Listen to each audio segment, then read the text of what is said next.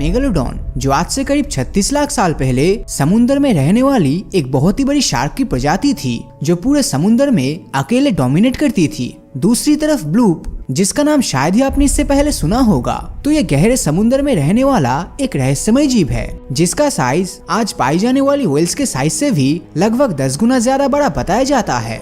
लेकिन क्या आप जानते हैं कि अगर ये दोनों समुद्री जीव एक दूसरे के आमने सामने आ जाए और दोनों में भयंकर लड़ाई हो जाए, तब उस फाइट को आखिर कौन जीतेगा?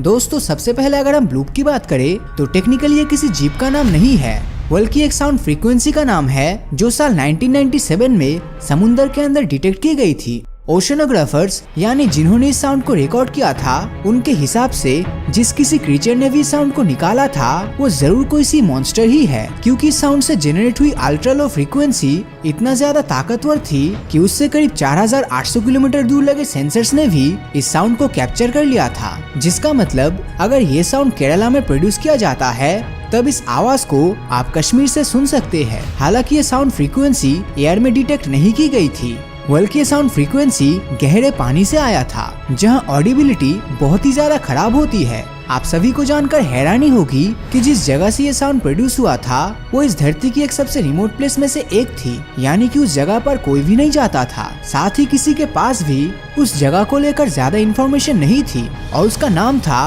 पॉइंट नीमो, जो कि सिटी ऑफ रेल के करीब मौजूद है। कई लोकल्स के अनुसार रियल सिटी में एक समय पर चिथुलू मॉन्स्टर रहा करता था। वैसे अगर चिथुलू के बारे में बात करें तो ये एक फिक्शनल मॉन्स्टर है, लेकिन आज कई लोग मानते हैं कि ये ब्लूप साउंड चिथुलू ने ही प्रोड्यूस किया था। अगर मेगालोडॉन की बात की जाए तो मेगालोडॉन का एवरेज साइज 34 फीट का होता है, साथ ही उसका वजन भी करीब 30 टन का होता है। अब जैसे कि आप वीडियो की शुरुआत में ही जान चुके हैं कि मेगालोडॉन पूरे समुद्र में अकेले डोमिनेट करती थी, क्योंकि उसको कोई भी नहीं हरा सकता था, जिस वजह से वो फूड चेन पर टॉप पर ही रहती थी। दोस्तों, मेगालोडॉन के पास सबसे खतरनाक चीज अगर कुछ थी तो वो थे एंगलर फिश की तरह दिखने वाले 300 नुकीले दांत, जिनकी मदद से वो किसी को भी चीर फाड़ सकती थी। दुनिया भर के साइंटिस्ट की माने तो मेगालोडॉन की बाइटिंग फोर्स करीब 11,000 किलोग्राम से लेकर 18,000 किलोग्राम था, जिसका सीधा मतलब ये होता था कि अगर किसी को एक बार मेगालोडॉन ने बाइट कर लिया तब उसका बच पाना लगभग मुश्किल है। खैर, भले ही मेगालोडॉन समुद्र में डोमिनेट क्यों न करता हो, पर जब बात ब्लूप साउंड प्रोड्यूस करने वाली क्रीचर की आती है तब मेगालोडॉन को समुद्र में पहली बार कोई ऐसा जानवर मिल जाता है जो उसको टक्कर दे सकता है।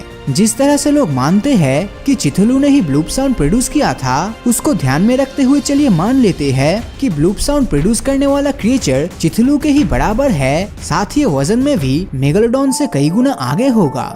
सिर्फ इतना ही नहीं, इसने भी चिथुलू की तरह बहुत सी फाइट लड़ी होगी, क्योंकि हर बड़े क्रीचर का दुश्मन जरूर होता है। ये जानने के बाद एक बात तो बिल्कुल क्लियर हो गया कि अगर ये साउंड प्रोड्यूस करने वाला कोई जीव हुआ तो तब उसका साइज मेगालोडॉन से कई गुना बड़ा तो डेफिनेटली होना चाहिए। हालांकि अगर इन दोनों की फाइट की शुरुआत को देखा जाए तो वो शुरुआत ब्लूप नाम का जानवर ही करेगा, क्योंकि वो मेगालोडॉन से साइज में बड़ा है, साथ ही उसके पास मेगालोडॉन के मुकाबले ज्यादा ताकत है। अब यहाँ मेगालोडॉन और ब्लूप के बीच में तो लड़ाई हो रही है, जिसमें अगर कोई भी जीतेगा उससे आपको तो कुछ फायदा नहीं होने वाला। लेकिन अभी मैं आपको एक ऐसे ऐप के बारे में बताने वाला हूँ जिसमें आप गेम्स खेलकर पैसा कमा सकते हो, और इस एप्लीकेशन का नाम है बिग कैश। इस एप्लीकेशन में आपको car racing, fruit chop, call breaks, rummy और पोकर जैसे सिंपल गेम्स खेलने का मौका मिलेगा, और इसी के चलते आप काफी अच्छा पैसा जीत सकते हो। इस एप्लीकेशन को डाउनलोड करते ही आपको 20 रुपीज का वेलकम बोनस मिलेगा। साथ ही जब भी आप अपने दोस्त को इनवाइट करोगे तो उसके एप्लीकेशन को इंस्टॉल करके डिपॉजिट करने पर भी आपको 30 रुपीज का एक और बोनस मिलेगा। फायदा सिर्फ इतना ही नहीं, जब भी आप 100 रुपीज या उससे ज्यादा पैसा हर बार डिपॉजिट करोगे तो हर डिपॉजिट में आपको 5 रुपीज का बोनस मिलने वाला है। और इस एप्लीकेशन में आप अपना जीता हुआ पैसा यूपीआई और पेटीएम के थ्रू भी विड्रॉल कर सकते हो। और इसी के साथ इस एप्लीकेशन को अपने दोस्तों के साथ व्हाट्सएप ग्रुप में शेयर करने पर हर इंस्टॉल में आपको रेफरल बोनस भी मिलने वाला है। तो इस एप्लीकेशन में सिर्फ आपके फायदे ही फायदे हैं, इसीलिए देर किस बात की, आज ही डिस्क्रिप्शन में दी गए लिंक में जाकर डाउनलोड कीजिए बिग कैश ऐप और गेम्स खेलकर बहुत सारा पैसा कमाइए। अगर हम एनिमल किंगडम में देखें तो जिस एनिमल का भी साइज ज्यादा होता है उसकी स्पीड उतना ही स्लो होती है। ठीक इसी बात को ध्यान में रखते हुए ब्लूप क्रीचर की स्पीड बहुत ही ज्यादा स्लो होनी चाहिए, जबकि मेगालोडॉन के साथ ऐसा नहीं है, क्योंकि वो 18 किलोमीटर पर आवर की स्पीड से समुद्र में तैर सकती है। अगर ब्लू क्रीचर मेगालोडॉन के ऊपर हमला करता भी है और उसको अपने लिम्स में पकड़ने की कोशिश करता है, तब मेगालोडॉन आसानी से उसकी पकड़ में आने से बच जाएगी, क्योंकि एक तो मेगालोडॉन काफी तेज है, साथ ही उसकी स्किन भी बहुत ही ज्यादा स्मूथ है, जो कि ब्लू क्रीचर के लिम्स पर आसानी से स्लिप हो जाएगी। अब जब मेगालोडॉन उस ब्लू क्रीचर की पकड़ से बच जाएगी, तब अपने स्वभाव के अनुरूप वो ब्लू क्रीचर के ऊपर हमला करेगी और उसके शरीर के निचले हिस्से पर बाइट करेगी। इतना तो आप जान ही चुके हैं कि मेगालोडॉन की बाइटिंग फोर्स कितना ज्यादा खतरनाक होती है, जिस वजह से ब्लू क्रीचर थोड़ा बहुत घायल जरूर होगा। हालांकि मेगालोडॉन के लिए ये इतना काफी नहीं होगा, क्योंकि इससे ब्लू क्रीचर को ज्यादा फर्क नहीं पड़ेगा और वो जल्दी मेगालोडॉन को अपनी गिरफ्त में ले लेगा। अब अगर आप अब भी सोच रहे हैं कि ब्लू क्रीचर की पकड़ में आने के बाद मेगालोडॉन का काम तमाम हो जाएगा, तो ऐसा बिल्कुल भी नहीं है, क्योंकि मेगालोडॉन के कई सारे रिश्तेदार पानी में होता है, जो कि मुश्किल में फंसी मेगालोडॉन की मदद के लिए जरूर आएगा और ऐसे में ब्लू क्रीचर के ऊपर अटैक बढ़ता जाएगा और उसको अपने शरीर में बहुत सारी मेगालोडॉन की बाइट सहनी पड़ेगी, जिसके चलते वो मेगालोडॉन को छोड़ देगा। तो अगर मेगालोडॉन ब्लू क्रीचर को खत्म नहीं करेगा, तब ये ह्यूमैनिटी के लिए भी खतरा बन जाएगा, जिस वजह से उसका खत्म होना जरूरी है।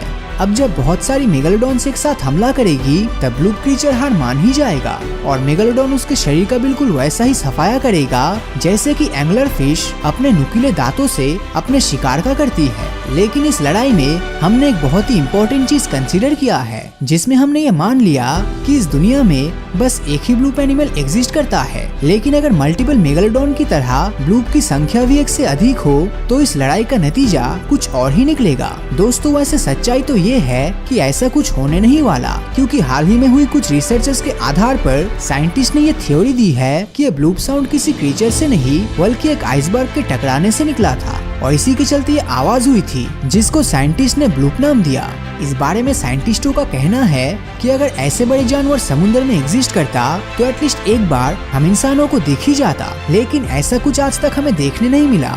इसीलिए उस आवाज को साइंटिस्ट आइसबर्ग की आवाज ही मानते हैं। तो आपको क्या लगता है, क्या वो आवाज सिर्फ एक आइसबर्ग की थी या फिर ब्लूप जैसा कोई जानवर आज भी समुद्र की गहराई में मौजूद है, जिसे हम बहुत जल्दी एक्सप्लोर करने वाले हैं? इस बारे में आपकी राय नीचे कमेंट करके जरूर बताएं। और अगर ये वीडियो आपको अच्छा लगा हो तो इस वीडियो को लाइक और अपने दोस्तों के साथ शेयर करना मत भूलना। और अगर अभी तक आपने हमारे चैनल को सब्सक्राइब नहीं किया है तो सब्सक्राइब करके नोटिफिकेशन बेल को ऑन कर दीजिए, क्योंकि मैं ऐसी वीडियोस हर हफ्ते लाता रहता हूँ। तो मिलता हूँ आपसे अगले वीडियो में, और हमेशा की तरह थैंक्स फॉर वॉचिंग।